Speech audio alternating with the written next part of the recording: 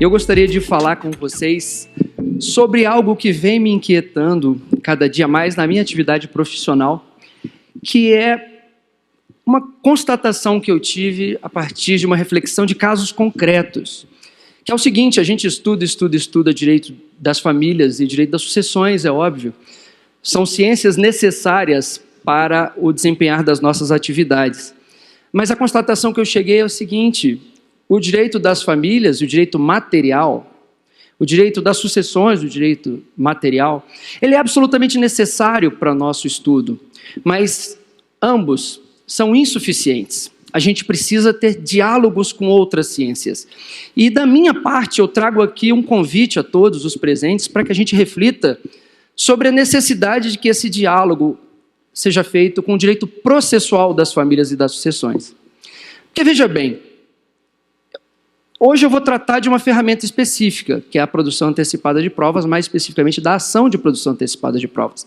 Mas como ela, existem diversos instrumentos trazidos pelo Código de Processo Civil de 2015 ou aprimorados por este Código de Processo Civil de 2015, que são pouco utilizados na prática. Por causa, eu acho, dessa prática. As pessoas estudam direito material, como eu disse, é necessário, mas talvez se descuidem um pouco de estudar o direito que operacionaliza na prática aquilo que elas estudaram na academia, nos livros. Então veja bem, este exemplo que eu vou trazer agora, como é importante a gente fazer o diálogo do direito processual das famílias com o direito material das famílias e das sucessões. Aqui no Brasil a gente tem uma situação curiosa. Agora, a gente tem o remédio, eu já adiantei qual vai ser, que é a produção antecipada de provas, mas que durante muito tempo a gente conviveu com ele. Com essa situação curiosa que eu vou apresentar agora. Qual é a situação curiosa? Desde o Código passado, até há pouco tempo, 2016 entrou em vigor esse novo, então durante todo o tempo antes dele, a gente tinha lá na lei, no nosso Código de Processo Civil, um dever a todos, aos advogados e partes, de expor os fatos conforme a verdade. Estava lá no CPC 73, no artigo 14, inciso 1, como está aí para vocês, e está ainda no CPC 15, no artigo 771. Olha só, você deve expor os fatos conforme a verdade, já na sua petição inicial. Só que qual é a situação curiosa? Se você não fizer isso, não expuser os fatos em conformidade com a verdade, já na petição inicial, você é considerado litigante de má-fé, e você é sancionado por isso. Então tem uma consequência grave se você não expuser os fatos em conformidade com a verdade. Isso estava no CPC passado, artigo 17.2, como está na tela, e está no CPC 15, artigo 80, inciso 2. Mas, pessoal, quando que, durante o processo, a gente descobre a verdade? É durante a produção das provas. Então, olha que situação curiosa. Você tem um dever de dizer a verdade na petição inicial, mas você só descobre a verdade no curso do processo. Porque a gente sempre teve um sistema de tudo ou nada. A prova era produzida ao longo do processo. E se no curso do processo, encerrada a instrução probatória, você constatasse que a prova está péssima e que você não mais consegue comprovar a verdade, não te restaria outra saída. Não tem como você voltar atrás. Não tem como você desistir mais sem a anuência da parte adversária, que a essa altura, se a prova está ruim para você, convenhamos, vai estar boa para ele. Ele não vai aceitar a desistência, vai ter que ir para o mérito. Então, olha que coisa curiosa. A gente ia para uma situação de tudo ou nada, propunha a demanda, expondo a versão que o cliente contava para o advogado, e se aquela versão não fosse verdadeira. Então, um típico caso, ação de partilha acumulada com divórcio, por exemplo. Digamos um patrimônio, por exemplo, de 10 milhões de reais. Eu, por exemplo, sou partidário que o valor da causa deve sempre exprimir, de acordo com o Código, a pretensão econômica pretendida. E quando eu tenho num regime de comunhão parcial, por exemplo, eu tenho um patrimônio de 10 milhões, o que o autor da ação pretende é a ameação dele, não é? Então, o proveito econômico, a pretensão econômica dele é de 5 milhões, não são de 10. Então, o valor da causa, na minha opinião, teria que ser 5 milhões nessa causa, por exemplo. E digamos que o teu cliente te contratou e te disse, tem vários imóveis, todos com contratos de gaveta, tá bom? Não temos escritura. Então, mas pode acreditar em mim, são todos do meu ex, da minha ex. Temos também joias, temos também bens móveis diversos. Isso tudo somado deu 10 milhões de patrimônio conjunto. Eu tenho direito a 5. Tá, e cadê a prova documental? Como eu disse, são documentos de loteamentos irregulares, são documentos de loteamentos que não têm escrituras públicas, não são registrados em cartório, mas durante a instrução, doutor, eu vou comprovar isso. E você valora a causa, então, em 5 milhões, paga as custas correspondentes, que não devem ser baratas, processa a ação. Durante a instrução, não vem essas provas que a pessoa tinha te contado. As testemunhas que você arrola dizem, sim, existe esse terreno de praia, mas sempre foi do irmão dessa pessoa, sempre foi do outro, sempre foi permitido que a gente usasse, mas nunca tivemos o domínio, nunca fomos donos ou pudéssemos ser considerados proprietários. Resultado, a prova foi horrível para você. Você já deu o valor da causa de 5 milhões? Convenhamos, um requerimento de desistência a essa altura, com o advogado do réu, sabendo que poderia ganhar até 20% de honorários sobre o valor da causa de 5 milhões, acho que ele não aceitaria a desistência. E a desistência, a essa altura, teria que contar 5 a anuência da parte contrária. A regra, improcedência. Então você já pagou uma taxa judiciária ou as custas bem altas, de 5 milhões, e ainda perde a causa, porque não comprovou que os bens eram comuns, não comprovou que aqueles bens eram do casal, logo não tem direito à meação. Julgamento de procedência do divórcio e de improcedência da partilha. Honorários hoje em dia não se compensam mais. Direito autônomo de vocês, advogados, merecidamente. Logo, o advogado do réu teria direito a 20%, até 20%, de 5 milhões de reais. Então, a pessoa que entra na justiça buscando 5, sai devendo a taxa judiciária, que não deve ser barata, varia de estado para estado, mais até 20% de 5 milhões, 100 mil reais, é isso? É muito dinheiro. Que tal, então, pessoal, seria se a gente tivesse uma possibilidade que diz o seguinte, mais ou menos assim, como assim que o seu sistema é assim? Você só produz prova no tudo ou nada durante a instrução. Sim, o nosso sistema, ele era e ainda é assim. Hoje nós temos uma saída, antes não tínhamos. Por quê? Porque a prova, de acordo com a literatura do processo, ela passa por 4 estágios dentro do processo. As pessoas requerem prova documental, prova oral, prova pericial. Ela é deferida, que é o que nos interessa aqui, porque ela poderia ser indeferida. Depois ela é produzida. E depois de coletada, ali pela oitiva das testemunhas, pela juntada de documentos, pela elaboração da perícia, ela é valorada pelo juiz.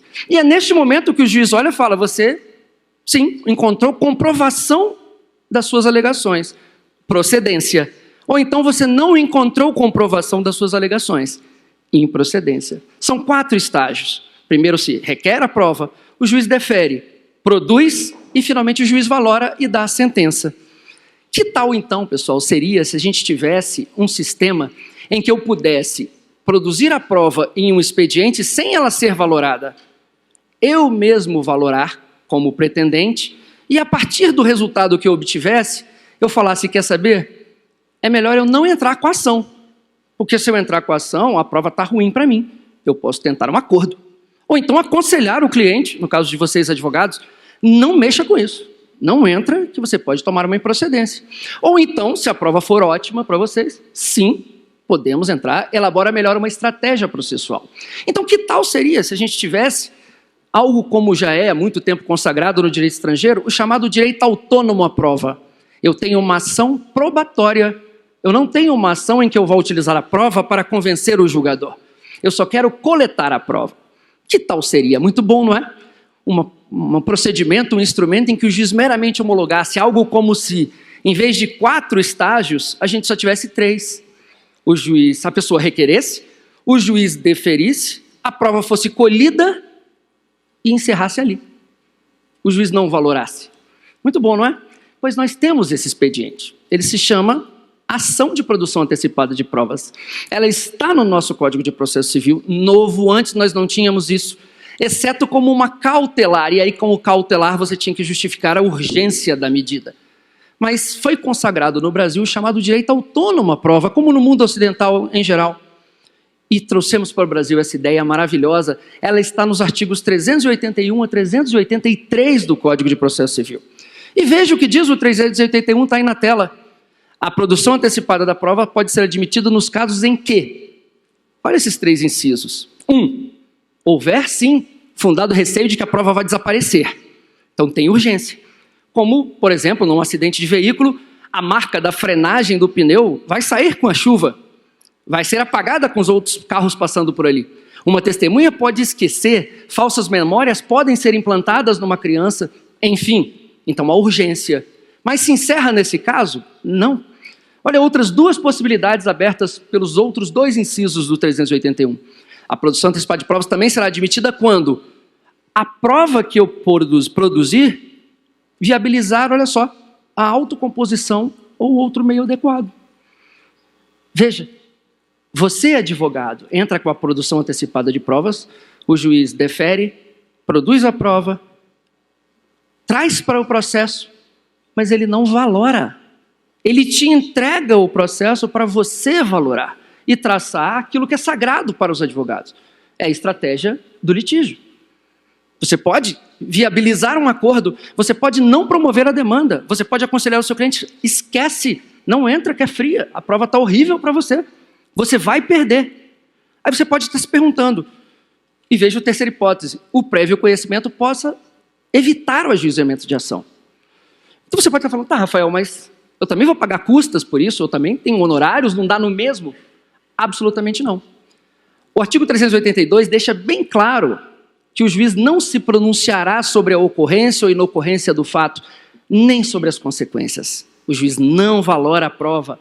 Se ele não valora a prova, não tem como ele exarar condenação nesse processo.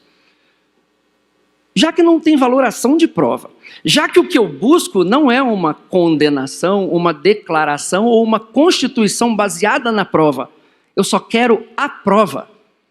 Eu não tenho conflituosidade, eu não tenho litigiosidade nesse processo. O que faz com que esse processo seja uma jurisdição voluntária. E jurisdição voluntária, pessoal, é muito simples para o Poder Judiciário. Por quê? Qual o valor da causa numa ação em que eu busque a verdade? Eu pretendo para o juiz, como naquele exemplo que eu disse agora há pouco, juiz, eu não estou pedindo o divórcio e a partilha dessa casa de praia, eu quero saber se esses bens são comunicáveis. Qual prova que você quer produzir? As provas que eu produziria no curso daquele processo. Então, testemunhas? Testemunhas. Eu preciso de uma perícia, porventura, uma perícia. Documentos? Documentos. O juiz age como se fosse julgar. Só que ele não emite julgamento. Ele produz a prova. Você quer ouvir testemunho? Então ele marca uma audiência. Você quer perícia?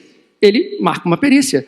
A lei deixa bem clara, aqui no 382, no parágrafo 3º, os interessados poderão requerer qualquer prova. Então cabe prova documental, pericial, prova oral, os 3 tipos de prova.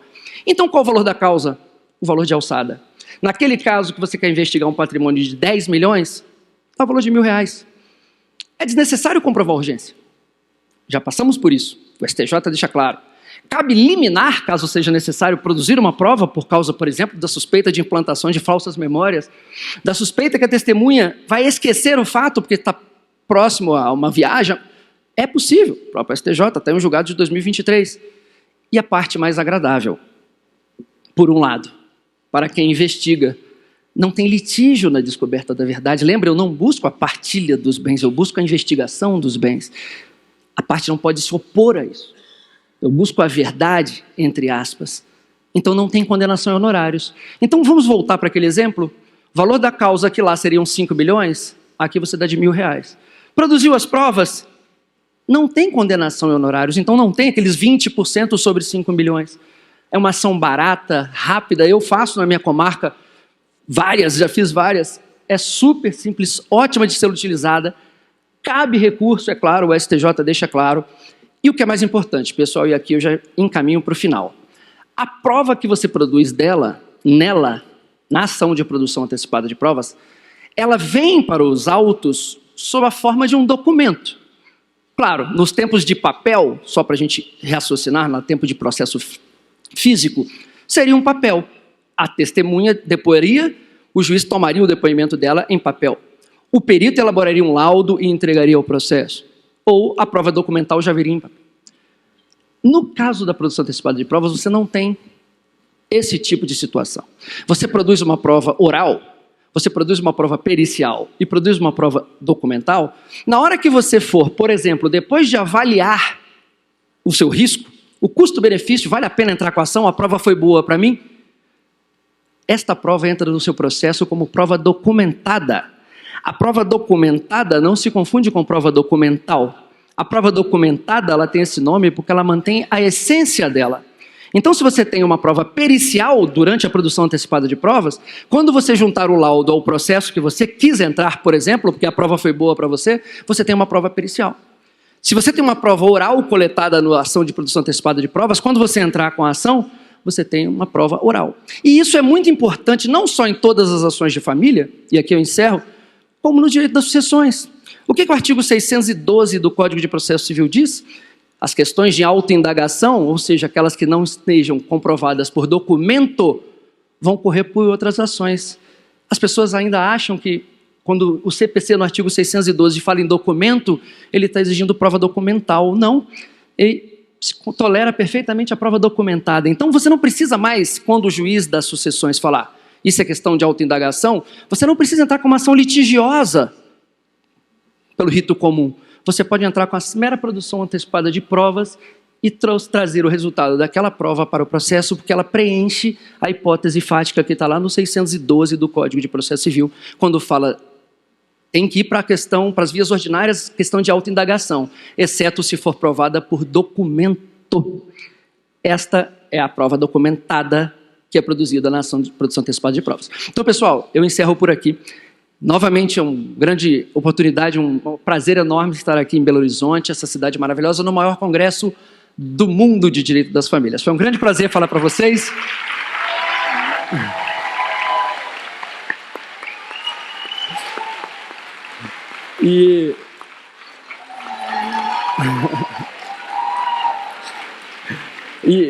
Obrigado. E eu encerro aqui fazendo um convite para vocês conhecerem o meu mais novo livro, está sendo lançado, está aqui fora, o Recursos nas Ações de Família e de Sucessões, deixando mais uma vez claro que você pode entender muito de direito material, mas se você for para o cotidiano forense, você vai precisar sim do direito processual. Está ali o QR Code do meu Instagram, quem quiser me seguir, Rafael Calmon. Um grande prazer, abraço, até a próxima. Tchau.